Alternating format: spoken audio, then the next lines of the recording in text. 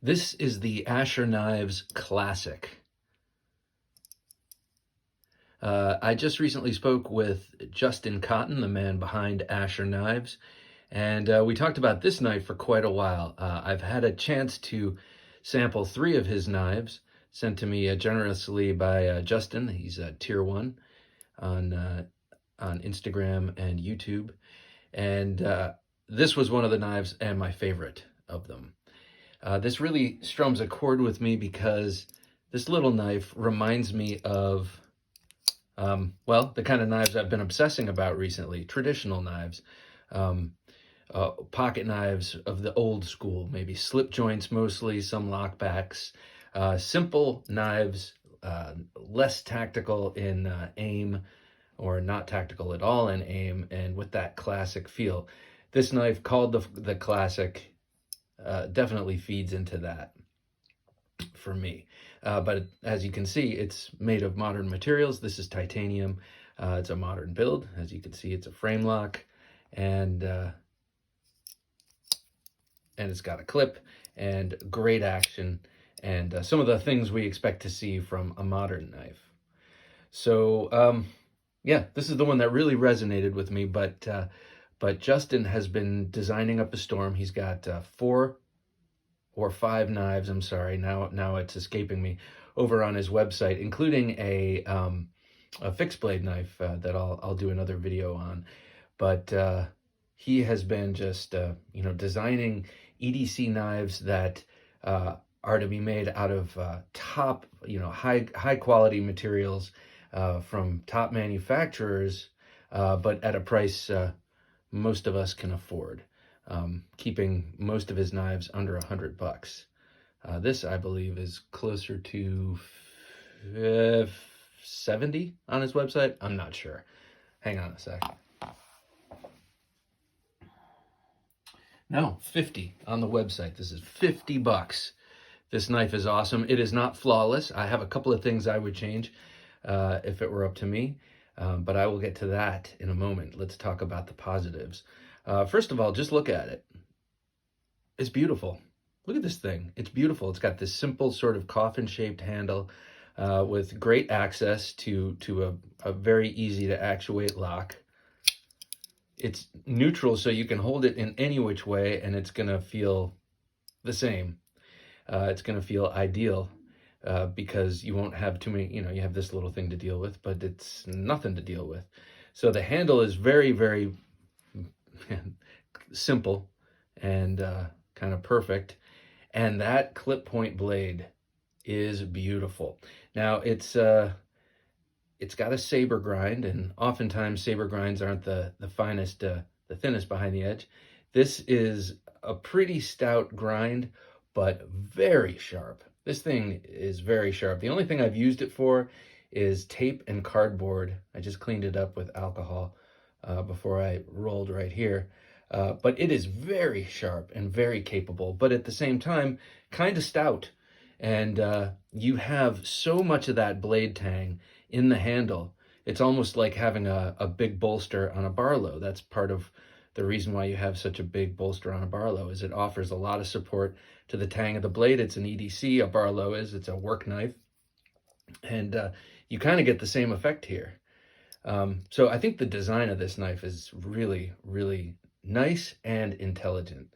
But that clip point blade is just beautiful to me.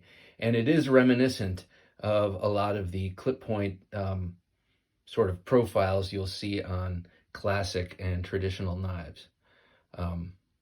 Yeah, really, really great. What steel is this? This is, hang on a sec, sorry. I should have been more prepared. It is D2 for $50, D2. And while I'm over here, I will just make sure that, yes, it is titanium. I wanted to make sure I wasn't misquoting.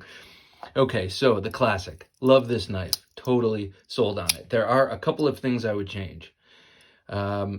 And these are just little things that, I think most knife people would agree with.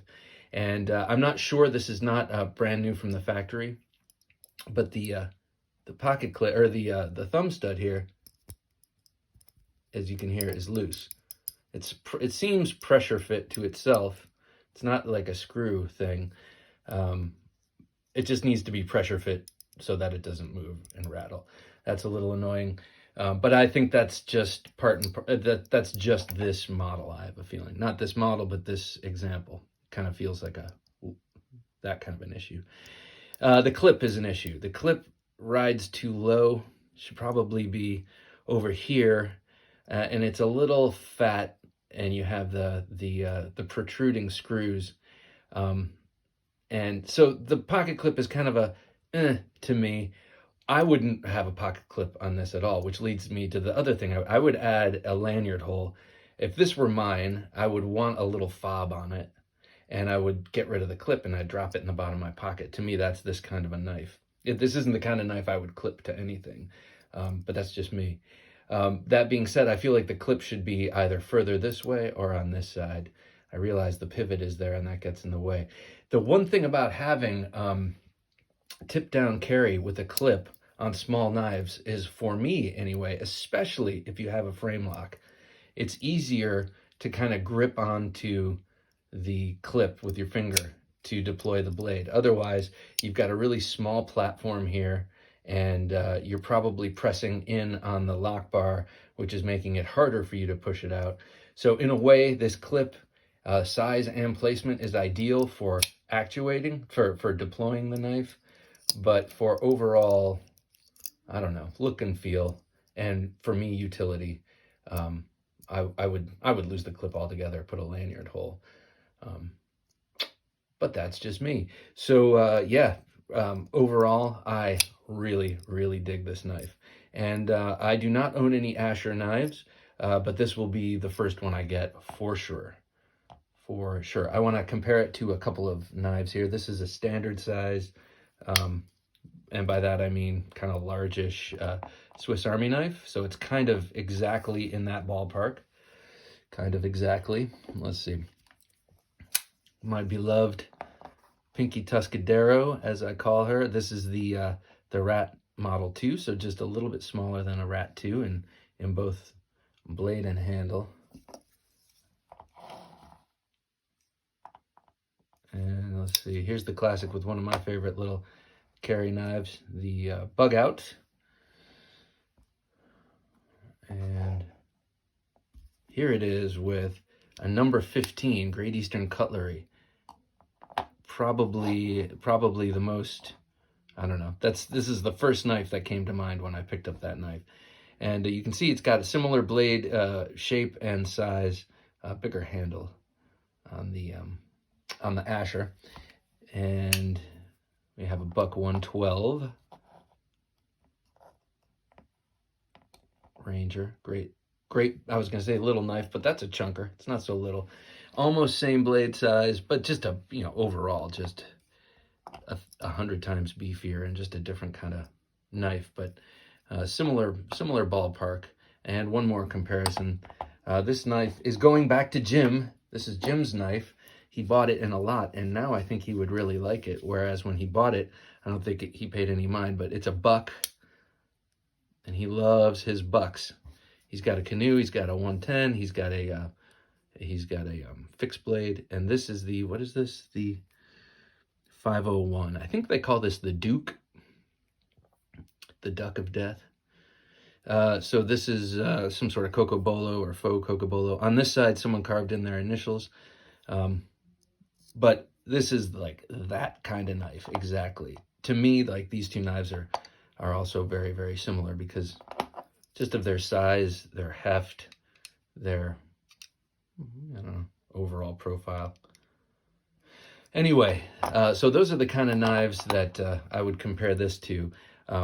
This Asher Knives Classic. Great name, evocative of what it is. Next run through, Justin, put a hole there, please. Because this, to me, is definitely a little leather fob drop in the bottom of the pocket knife.